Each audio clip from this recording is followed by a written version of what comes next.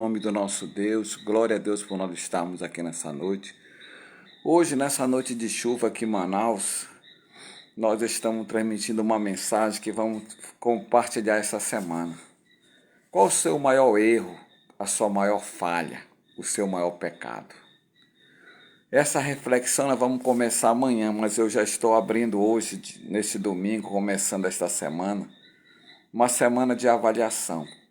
Todos nós somos avaliados no nosso cotidiano, no nosso trabalho, no nosso desempenho.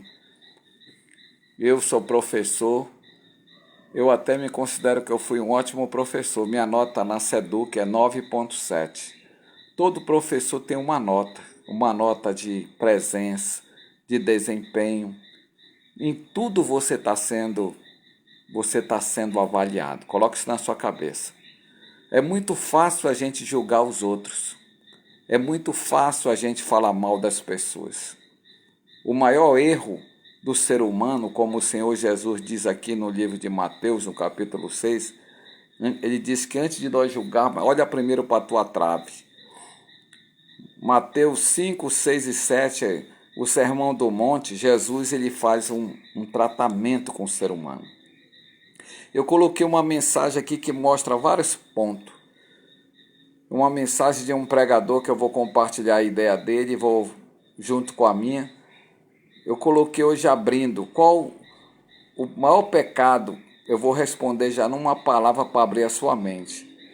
O pecado, ele foi concebido lá no Jardim do Éden, mas antes do Jardim do Éden já tinha acontecido um grande pecado que foi a queda de Lúcifer. Observem bem, Lúcifer ele trouxe o pecado, ele gerou a maldição. E Adão e Eva, ao pecarem lá no Jardim do Éden, eles trouxeram a maldição. Essa palavra é muito forte. Tem muita gente que ainda dessas igrejas tradicionais, eles não gostam dessa palavra. Eles dizem que Jesus já quebrou a maldição. Sim, Jesus já venceu.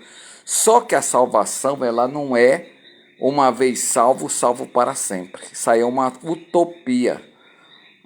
Jesus diz aqui no capítulo 24 do livro de Mateus, ele diz assim, aquele que perseverar até o fim, esse será salvo.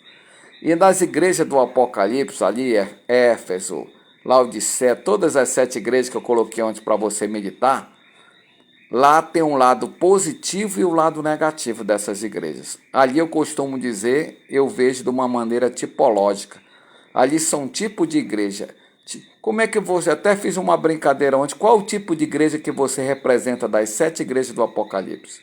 Todo mundo sabe. Você sabe se avaliar. Eu também sei me avaliar. Por isso que eu estou colocando essa palavra. Ninguém gosta dessa palavra pecado. No distrito ninguém usa essa palavra. Lá eles dizem falha ou erro. Você cometeu um erro, você cometeu uma falha. Mas quando se trata num modo espiritual, essa palavra muda. Ela se transforma em pecado. Lá o pecado de Adão e Eva trouxe uma maldição que está em toda a raça humana, que é a morte. Eu sempre gosto de ver as fotos aqui no YouTube das pessoas que foram grandes, mas elas morreram. Todo dia morre uma pessoa, a morte ela causa isso, um impacto, né?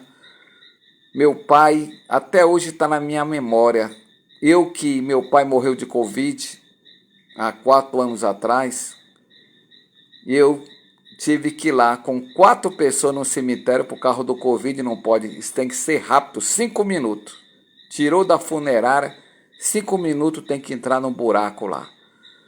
E eu tive que abrir a urna para ver se era meu pai que estava dentro. Jogo rápido, 10 segundos para a gente olhar. E essa imagem que representa que eu vi meu pai morto, que está na minha memória, é como uma máquina fotográfica. Eu não tirei a foto do rosto do meu pai, mas na minha mente aqui eu vi meu pai naquele caixão. E eu só pude dizer, é meu pai sim que está nesse caixão. E eles fecharam a urna e meu pai foi sepultado lá nesse cemitério. Eu fiquei tão atordoado que eu não consegui nem achar a sepultura uma vez que eu fui lá sozinho.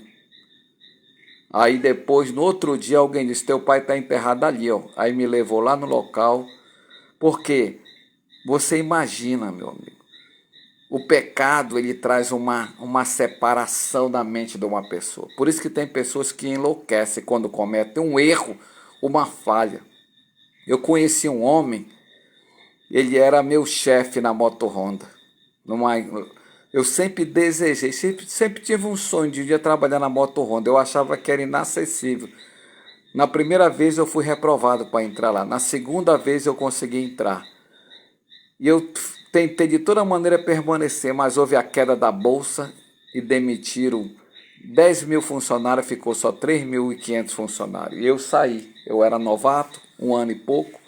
E a minha memória que eu tenho lá da Moto Honda, muitas coisas boas, foi maravilhoso. Eu não tenho um trauma na Moto Honda. Mas o que marcou na Moto Honda era um rapaz que era meu chefe. Ele foi culpado naquela fábrica.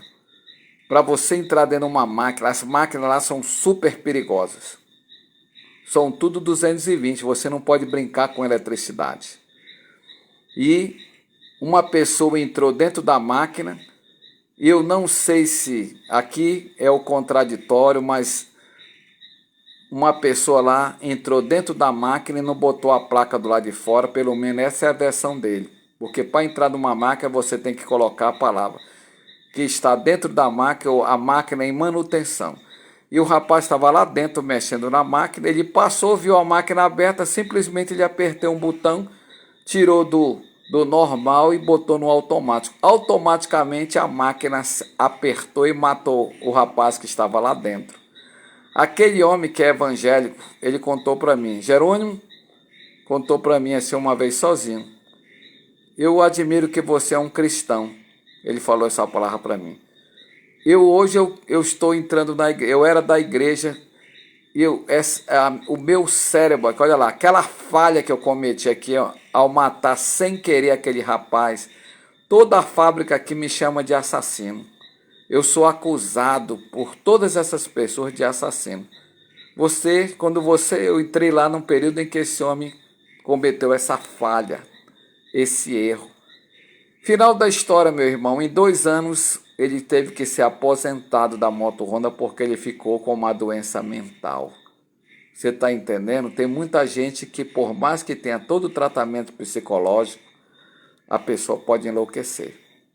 Ele deixou de dirigir o carro dele era o melhor carro da época, e ele disse que tinha que parar. Ele parou com tudo. Porque o ser humano, quando ele comete um pecado, um erro, uma falha, gera todo tipo de desgraça. O pecado é uma maldição, porque ele causa doença, causa dor. Você nem imagina.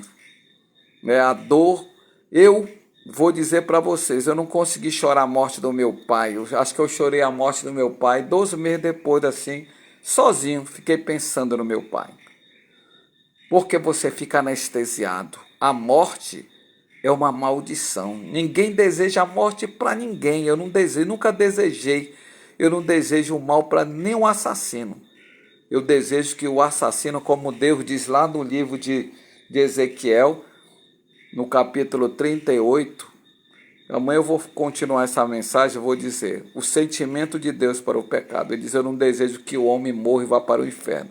Eu desejo que o homem se converta e viva. Moisés, que escreveu o livro de Deuteronômio, que significa a segunda lei, o livro da segunda lei significa Deuteronômio, um livro da bênção e da maldição. Se o homem obedecer à voz de Deus, ele vai ser abençoado. Agora, se o homem não obedecer, o capítulo 28 todinho você lê, é sobrenatural. Então, meu amigo, minha amiga, quero terminar essa mensagem porque nós temos o tempo aqui da internet e eu quero chamar a sua atenção. Tudo que eu estou colocando aqui é para você refletir que a vida não é uma brincadeira. Pecado não é uma utopia.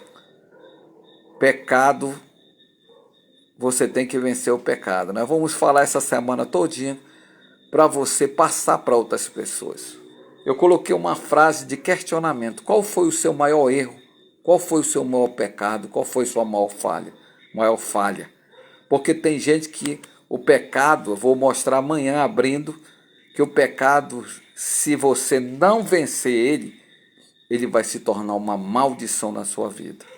É isso que Deus disse para Adão e Eva, abrindo amanhã a nossa mensagem. O pecado, ele engana e destrói, disse Jeremias no capítulo 18. O pecado é uma ponta, é um diamante, que é difícil você quebrar um diamante. Você pode morder um diamante que você não quebra ele. Você vai quebrar o seu dente. Eu quero chamar a sua atenção. Leve a sério a sua comunhão com Deus. Vamos orar? Deus Todo-Poderoso, Criador dos céus e da terra, eu coloco a mão no meu coração e eu peço que essa mulher que está orando comigo coloque a mão no seu coração. O Senhor quer que nós tenhamos vida e vida com abundância. Esse é o significado dessa palavra. Para que a gente não caia no erro do pecado, mas que a gente se converta. Por isso eu te peço nesta prece, Senhor, perdoa meu pecado, a minha transgressão, a minha iniquidade. Perdoa esse homem e essa mulher do seu pecado, do seu erro, da sua falha. Tira, Senhor, nesta oração que estamos fazendo, nossos traumas. Tira, meu Deus, do coração desta pessoa todo o engano. Que o Senhor venha tratar comigo e com ela nesse momento. Que o Senhor nos ajude a vencer, meu Pai, todo o erro, toda a falha, todo o pecado. Toca nessa criatura que está doente, que está passando por uma prova, um deserto. Cura esta pessoa, tira essa pessoa do lamaçal do fundo do poço. Eu oro por todos nessa noite de domingo, que a bênção do Senhor seja derramada abundantemente em cada coração. Que tenhamos uma semana de êxito, de vitória, de conquista, pois eu declaro a prece poderosa no poder e autoridade do poderoso nome de Jesus. Diga amém, diga eu creio, diga eu tomo posse. Levante sua mão direita e declare assim, ó: a vitória já é nossa pelo nome de Jesus. Fique na paz, até amanhã se o Senhor nos permitir. Glória a Deus.